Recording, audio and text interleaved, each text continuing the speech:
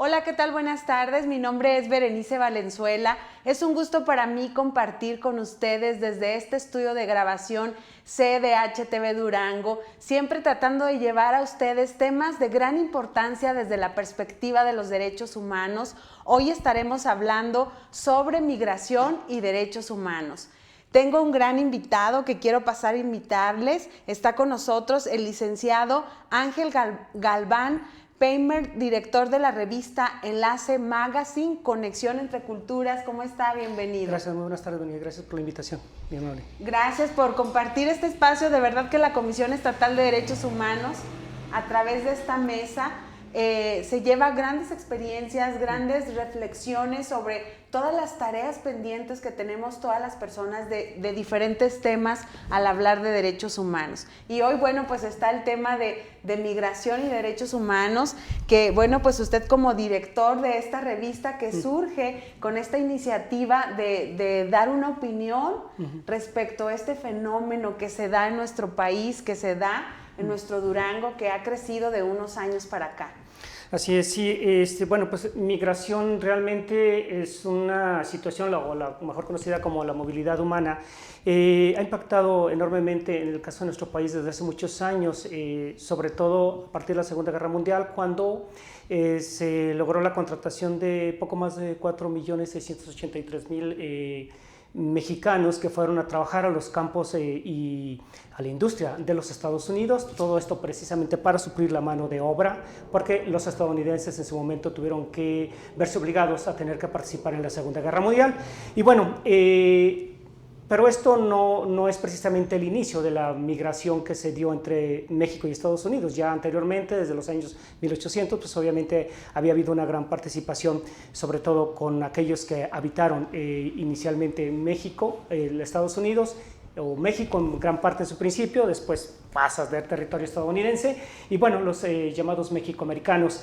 Pero bueno, remontando un poco al tiempo a los tiempos actuales, a partir de lo que fue la Segunda Guerra Mundial con la participación de los braceros o ahora exbraceros, pues sí, se dio una gran participación precisamente de los migrantes y empezaron como que abrir camino poco a poco para que las nuevas generaciones que hoy ya son ciudadanos norteamericanos, pero con raíces mexicanos, estamos hablando de un promedio de 32 millones de mexicanos más o menos de origen mexicano, ya segundas, terceras generaciones, pero que sus raíces fueron precisamente con aquellas cruces que de manera indocumentada se realizaban, pero que también algunos fueron a través de una regulación permitida por la ley en su momento. Así es, definitivamente ese paso de este fenómeno, cómo ha surgido desde nuestra historia y que es una realidad actual y que hoy lo vemos que va en aumento y de pronto cuestionamos el por qué la gente quiere salir de sus países de orígenes, qué es lo que sucede y muchas veces juzgamos también, etiquetamos a las personas por llegar a nuestros territorios. De pronto yo he escuchado, ¿verdad? Que bueno, pues si vienen a buscar trabajo acá y aquí también nosotros estamos buscando trabajo, es como ideas de la gente en general, pero nos olvidamos que somos resultado de esta movilidad humana definitivamente. Así es, por lo general las personas migran o migramos en un momento dado por varias situaciones y pues desgraciadamente muchas de ellas son por la cuestión de la necesidad, es decir, por la ausencia de una oportunidad económica en nuestras comunidades de origen. Pero también está la situación de la violencia, sí. Que en mucho ha repercutido en este año, durante este 2022, más del 60% de la migración que se ha dado, de la migración interna de nuestro país hacia la frontera norte, ha sido precisamente por la violencia. Empresarios que fueron despojados de sus negocios, amenazados por el crimen organizado, que no tienen otra decisión, no tienen otra oportunidad más que tener que emigrar y de manera pues discreta lo hacen, llegan a los albergues a la espera de ver qué es lo que pueden lograr, cuando ellos en su momento fueron dueños de negocios prósperos donde daban trabajo a personas y que desgraciadamente por la situación de violencia tienen que emigrar. La situación también por el cambio climático, que es otro factor que genera la migración, pero también está el hecho de lo que es la llamada reunificación familiar, que en mucho ha influido sobre todo al interior de los estados en México, debido a que hay ciudades o pueblos o regiones que por tradición van migrando. Entonces empiezan a llegar a una determinada mayoría de edad. Antes todavía, hace 5 o 10 años se daba eso, de que cumplía 18, 19 años y entonces, ¿a dónde vas? Me voy a Estados Unidos. ¿Por qué? Porque mi papá, porque mi mamá, porque mis tíos, porque mis abuelos están allá. Sí. Entonces van dejando poco a poco solos las poblaciones y pues realmente se convierten en pueblos fantasmas. Y esto pues implica el hecho de que a medida que van transcurriendo y que van migrando, pues se va creciendo la población migrante, pero sobre todo la migración indocumentada. Sí. Difícilmente, de cada 10 personas que migran, 7 u 8 lo hacen de manera indocumentada, es decir, toman el riesgo de cruzar la frontera para intentar llegar a los Estados Unidos. Y luego intentarlo porque los últimos 2 años se ha incrementado la vigilancia en lo que es la zona fronteriza, que son 3.200 kilómetros de lo que divide México con Estados Unidos. Ajá. Y esto ha ido empujando a los migrantes mexicanos como a los transmigrantes que vienen de Centroamérica o de Sudamérica, sobre todo, a tener que tomar caminos todavía más difíciles. Y esto los ha obligado a utilizar vías o caminos muy peligrosos, con los consecuentes resultados del incremento en el número de fallecimientos en el intento de cruce. Entonces, más o menos ese es el panorama. Así es, definitivamente esta es una realidad. Y usted ha mencionado algo muy interesante, la transmigración. De pronto, hace unos meses, y lo hemos seguido viendo, que México es país de tránsito, que están transitando muchos migrantes y que su destino final pues es Estados Unidos. ¿Cómo es el panorama general de esa transmigración en nuestro país? Bien, en este momento nuestro país está viviendo una enorme crisis humanitaria, tanto en el norte como en el sur. En este momento México es como si viéramos un sándwich. De la parte de arriba está en la frontera norte de México con Estados Unidos, donde es el tope de muchas de las poblaciones indocumentadas flotantes, es decir, todas las que no son de ahí, pero que llegan y se estacionan de manera temporal a la espera de tener la posibilidad de tener que cruzar o poder cruzar. Y por el sur es todos los que están llegando y que no han todavía cruzado territorio mexicano, que el gran riesgo es precisamente cruzar territorio mexicano, desgraciadamente, y están atorados en el caso, por ejemplo, de Chiapas, en Tapachula, en Ciudad de Hidalgo, que es la frontera de México con Guatemala, en lo que es el río en el Suchiate. Y bueno, se convierte en una situación complicada porque la falta de atención, sobre todo por las dependencias involucradas directamente en atender los trámites migratorios de ellos, es decir, la propia Comar, el propio Instituto Nacional de Migración, sí, en donde el trato y maltrato hacia los migrantes es vigente, es de todos los días. Y esto es una situación que se repite constantemente y donde las denuncias que se hacen por parte de los representantes o de los líderes de los migrantes, pues tal parece no tener eco en las autoridades, porque finalmente le dan la vuelta a la página, sigue llegando más gente, siguen transitando, y aunque se diga que hay un muro de contención humano a través de la Guardia Nacional y los oficiales de migración, ¿cómo se explica usted que todos los días entre 800, 900 personas son detenidas en Veracruz, en San Luis Potosí, en la Ciudad de México o aquí en Gómez Palacio? ¿Cómo llegaron a sacar? Sí, o sea, ¿cómo llegaron? O sea, es decir, también la corrupción que está vigente, ¿no? Es una realidad, sí, definitivamente. Ese es un punto importante al hablar de ese fenómeno en nuestro país, y que uno se cuestiona, ¿verdad?, de pronto, ¿de dónde vienen todas estas caravanas y cómo pasaron todos estos filtros que se supone que nuestro estado tiene?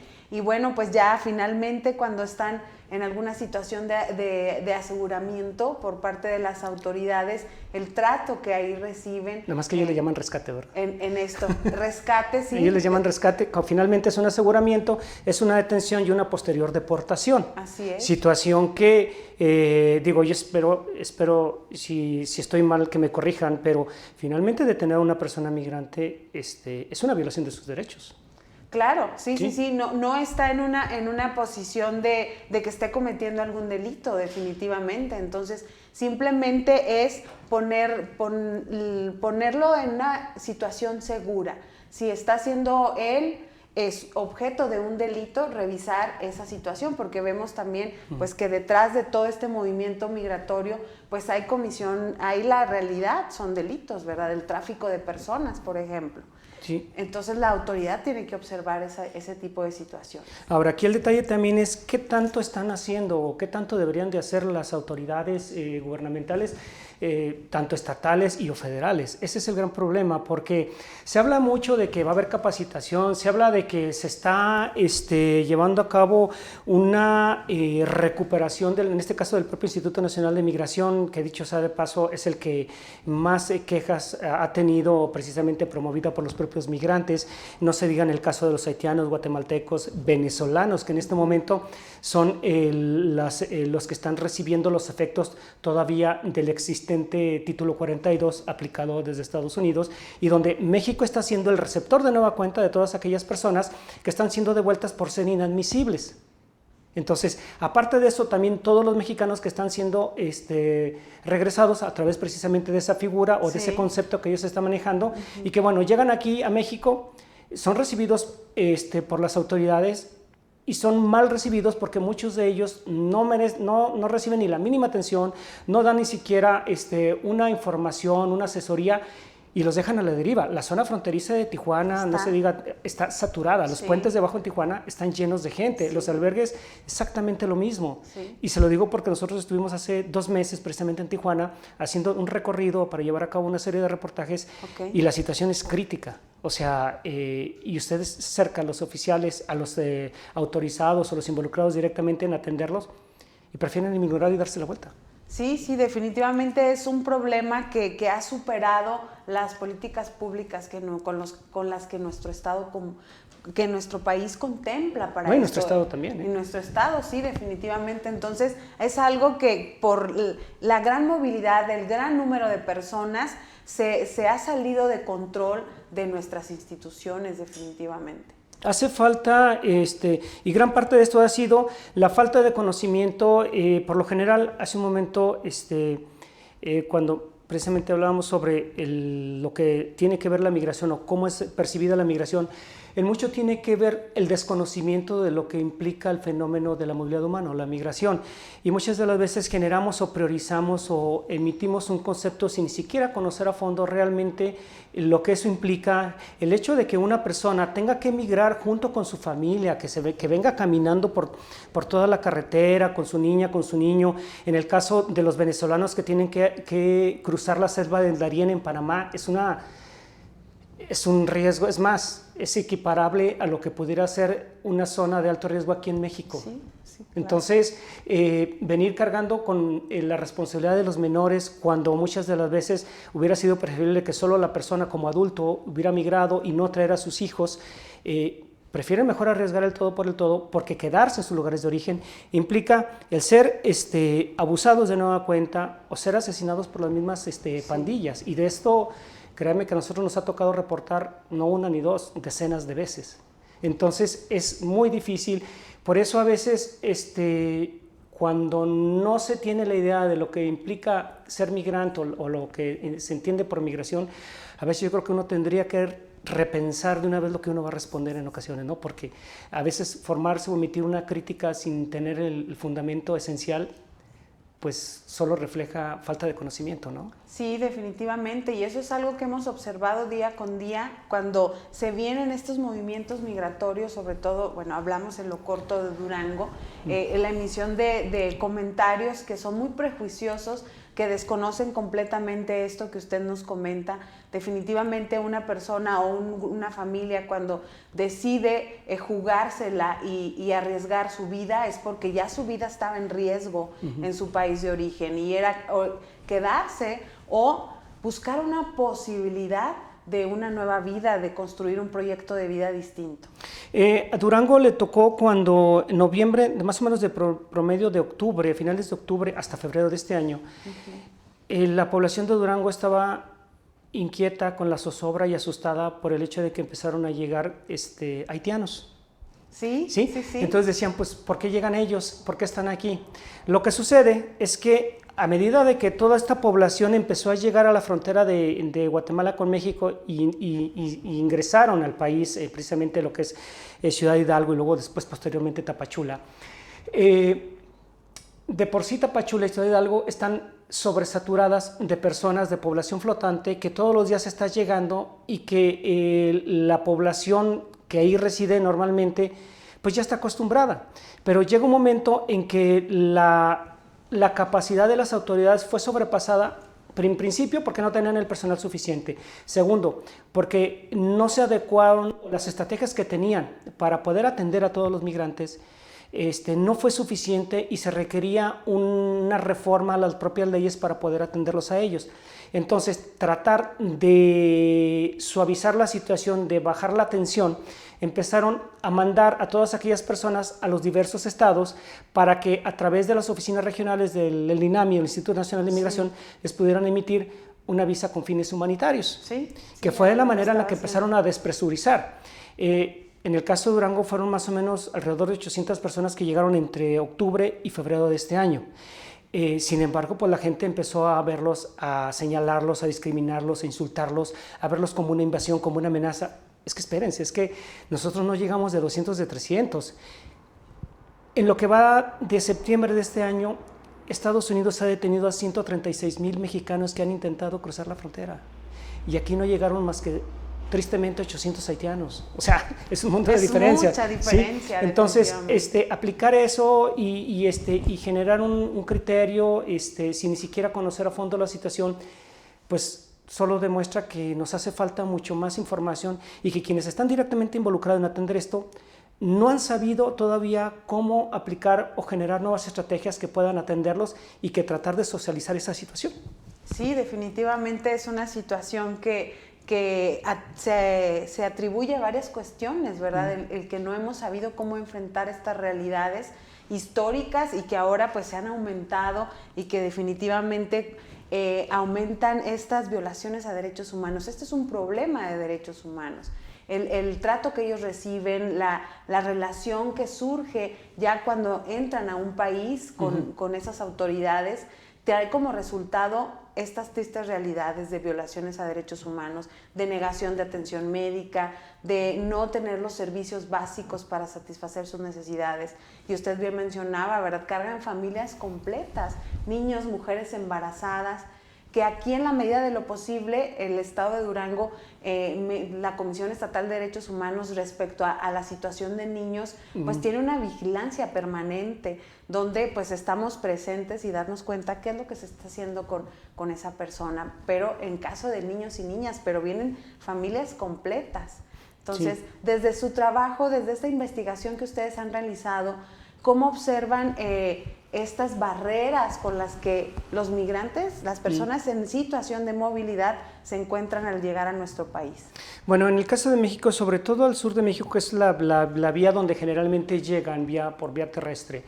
En primer lugar, los espacios físicos están saturados, están sobresaturados. Segundo, la Guardia Nacional y las policías locales han entrado ya en un sistema en donde se vuelve un círculo vicioso, donde los detienen, luego los sueltan y luego ellos mismos los asaltan, violan sus derechos, los vuelven a detener y luego después a los que quedan o los que quepan los guardan o los resguardan, como ellos dicen, los protegen. Y si tienen suerte y si no tienen suerte, pues los regresan, los deportan de manera inmediata, de manera práctica, pero los que se alcanzan a ir o con los que se hace negociación para que puedan continuar su camino, pues en el trayecto van siendo víctimas de una serie de abusos, de asaltos, de violaciones, tanto físicas como de sus derechos, y cuando ya llegan al norte, pues ya llegan todos asustados y con las uñas de fuera. Porque ya me pasó todo esto, ¿no? Sí, la defensiva. ¿Qué espera? Cuando las grandes caravanas empezaron a llegar en el 2018, sobre todo a la ciudad de Tijuana, había albergues que tenían hasta 7,000 personas nada más en un solo lugar y donde dormían donde podían, y quienes tenían suerte y alcanzaban alguna casa de campaña que les prestaba el DIF estatal o el DIF municipal, la instalaban alrededor de las banquetas del circuito, del lugar, en este caso del albergue Benito Juárez, un polideportivo, llegó a tener 7,200 personas nada más en una semana. Entonces, ahí estaban familias completas, estaban adultos mayores, estaban adultos que de manera individual inmigraban.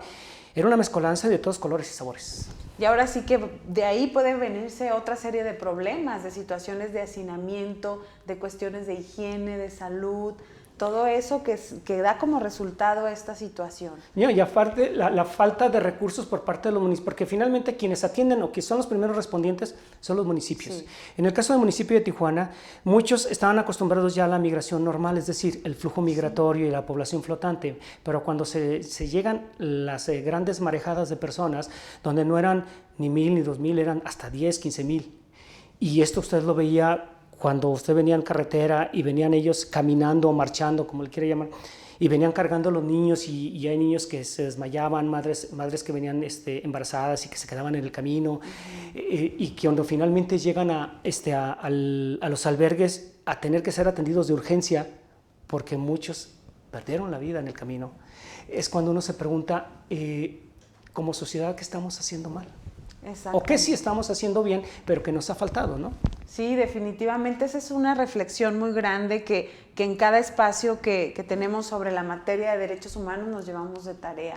¿Qué nos está faltando por hacer? Porque definitivamente el ser una voz crítica, el mencionar la problemática actual en diferentes temáticas es muy fácil, pero luego cuestionarnos qué hacemos en lo personal, creo que es una tarea importante. Es que es responsabilidad de nosotros como ciudadanos, no solo es responsabilidad de las autoridades. Nosotros como ciudadanos tenemos que contribuir en nuestro granito de arena y en principio tratar de no juzgar a priori y poder entender y tener un poco más de información para poder saber qué hacer o qué no hacer, o definitivamente si no sé, mejor ni me meto, ¿no?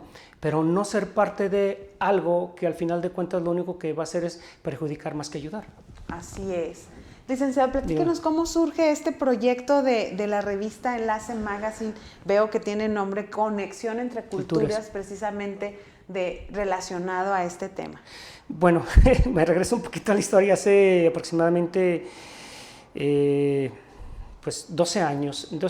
Bueno, yo viví durante 15 años en Estados Unidos. Okay. Para mí, migración yo la conozco desde la forma indocumentada hasta ya hacer los trámites correspondientes. Okay. Me tocó a mí cruzar la frontera en su momento, me tocó caminar en las zonas desérticas, finalmente llegar a donde tenía que llegar. Lo primero que uno como migrante llega, o al momento de llegar, es sobrevivir. O sea, ya llegué, ya puse un pie en Estados Unidos, ya estoy aquí, pero ¿ahora qué sigue? Ahora tengo que buscar la manera de cómo sobrevivir. Le platico todo esto por lo que es el proyecto.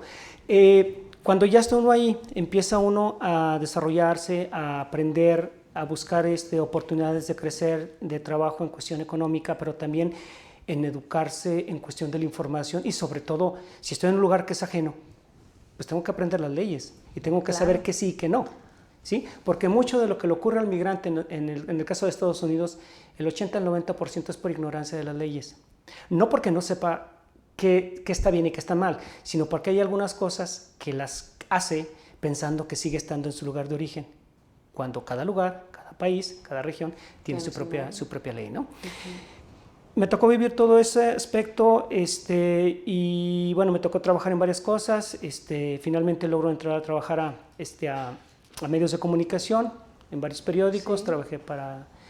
Estuve también trabajando en radio, estuve trabajando para CNN, estuve trabajando para varios medios de comunicación. Y cuando tomo la decisión finalmente de regresar, vengo ya de regreso a mi país, a mi estado, y vengo pensando, voy a regresar y voy a empezar desde ceros, o menos 0, o menos 15, menos 10, porque es volver a empezar después de 15 años de no haber estado constantemente en mi país, en mi estado. Y es cuando yo, ahora sí que como luego decía el chiste, yo mismo me digo a mí mismo, ¿no? O sea, tengo que poner en práctica lo que finalmente logré aprender allá y en lo que he seguido trabajando, que es empezar un proyecto donde logremos cubrir un ángulo o una faceta de la información que no tengamos, y es precisamente migración. Entonces, el trabajo que logramos hacer y las relaciones laborales, el conocimiento con algunos otros compañeros de medios allá, en otros medios de información, nos permitió reconstruir o construir más bien un puente de comunicación entre nuestro propio estado y el otro lado de la frontera.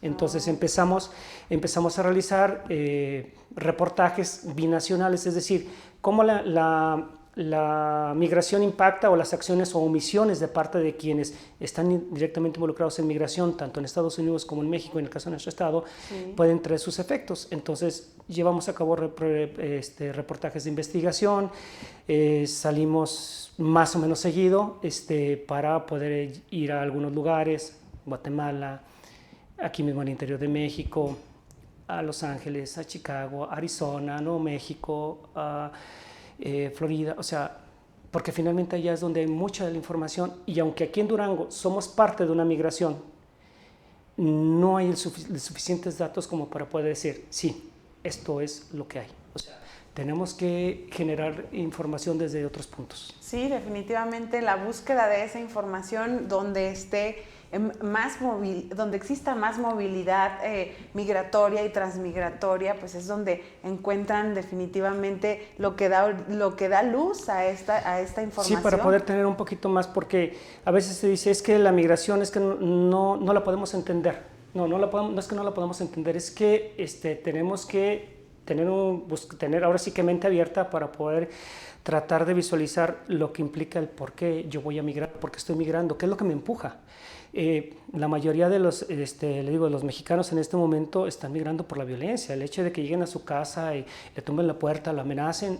O sea, dice, yo me quedo aquí, no me quedo. No, o sea, yo me voy. Es proteger la vida. Sí, entonces salgo y tengo que buscar opciones, y a veces se van sin nada y se van a la buena de Dios, y si logran cruzar o si logran hacer aceptada su solicitud de asilo, en algún momento puede que les cambie la situación, si no, se van a quedar y a sumarse a la población flotante de una zona fronteriza.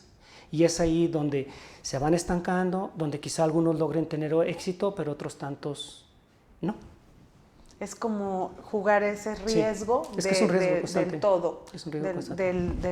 De esa situación, de esa realidad, hacia apostarle a algo grande. Y bueno, pues desde esta vivencia como persona que vivió la migración en carne propia, creo que sus posturas, sus opiniones, su conocimiento, la información en la cual están constantemente buscando, creo que lleva una perspectiva muy sentida. Sí, bueno, sí, porque entendemos un poco más lo que implica migración y no solo lo que se genera como datos duros o como una declaración fría a veces de algún funcionario que en un momento dado pretende a través de decir, sí, es que lo recibimos con los brazos abiertos. A ver, espérame. ¿Brazos abiertos en qué sentido? Sí. O sea, no nada más es venir a tomarte la foto y decir, es que yo estoy contigo, migrante, lo que tú necesites. Y cuando el migrante realmente necesita, desde los que ya están allá y que están buscando llevar a cabo algún trámite, o que están como indocumentados y que requieren una identificación para poder llevar a cabo algún trámite en un consulado, ¿qué cree? No le responden acá. Le cierran la puerta y dicen, no, es que pues ni siquiera te conozco, ¿no? Y eso sucede todos los días y a cada rato. Y Durango no es la excepción. Es una realidad que todavía nos falta mucho trabajar en ese sentido, en la conciencia desde cada individuo hasta en la tarea que nos toca cada servidora y servidor público en la institución a la cual pertenecemos. Y bueno, pues yo quisiera que nos compartiera un mensaje final que nos dejara como la tarea de la reflexión respecto al tema de respeto a los derechos humanos de las personas en situación de tránsito, en situación de movilidad. Definitivamente con esta explicación desde la vivencia personal, vivir la migración y ser muchas veces quien vivió algún señalamiento, alguna exclusión o por la falta de oportunidades, tener que salir de su país de origen. Yo creo que aquí ser migrante no es un delito, es un derecho natural y es un derecho humano. Sí. Y lo más importante es que aprendamos a respetar la decisión de cada persona, y si las situaciones que obligan precisamente a migrar implican el hecho de tener que dejar todo y abandonar su familia, sus amigos, su posición holgada en ocasiones, pues hay que respetar, pero también hay que entender, porque quizá en un momento dado nosotros podamos estar en los mismos zapatos, porque nunca sabemos lo que va a suceder al siguiente día. Entonces, sobre todo el respeto, y si de alguna manera se está en posibilidades de contribuir para poder ayudar a tomar esa decisión, que la persona que lo va a hacer considera que es lo mejor, pues si podemos ayudarlo, lo hacemos. Si no, finalmente hacerle sentir que la decisión es respetada y que pues como persona tiene todo el derecho de hacerlo. Ahí está el mensaje que nos deja el licenciado Luis Ángel, y definitivamente muy sentido, porque desde esta visión que usted nos comparte, es así como estos organismos protectores de derechos humanos visualizan ese derecho humano. Finalmente todos y todas somos resultados de la movilidad y debemos de ser respetuosos de las decisiones que toma cada ser humano. Muy agradecida con su mensaje, con su presencia. Ojalá no sea la última vez, licenciado, que lo tengamos en este espacio. Y bueno, pues aquí la presidenta de este organismo protector de derechos humanos, la doctora Carla Alejandra Obregón Avelar, a través de mi persona le quiere hacer entrega de un reconocimiento. Muchas gracias. Dice aquí: la Comisión Estatal de Derechos Humanos otorga el presente reconocimiento al licenciado Luis Ángel Galván, director de la revista Enlace Magazine, Conexión entre Culturas. Ya no pronuncié el apellido porque no sé si lo estoy pronunciando bien. Peinbert. ¿De dónde es ese apellido? Es apellido francés, mis abuelos eran franceses. Ahí está también ese origen de la movilidad, y que finalmente esa movilidad enriquece al mundo. Y pues estamos en un país global donde están reconocidos esos derechos en todos los espacios, y pues sigamos trabajando en eso. Y esto es por su excelente participación en la plática sobre migración y derechos humanos, la cual se llevó a cabo en este espacio el día de hoy, 24 de noviembre. El éxito de la paz está en conocer y respetar los derechos humanos. Firma la doctora Carla Alejandra Obregón Avelar, presidenta de la comisión. Gracias, muy amable. Muchas gracias. Un placer conocerle, conocer su historia. Y bueno, pues del otro lado, como siempre, nos quedamos con tarea. Recuerden que todos tenemos una responsabilidad respecto a los derechos humanos. No solamente se trata de exigir derechos, sino de reconocernos como una sociedad plural, como una sociedad que está constantemente en la búsqueda del bienestar.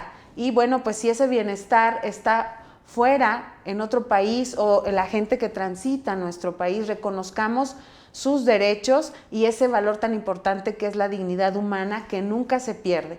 Estemos en la circunstancia que estemos, todos somos seres humanos valiosos y merecedores de una tutela mínima de derechos, que es lo que conocemos como derechos humanos.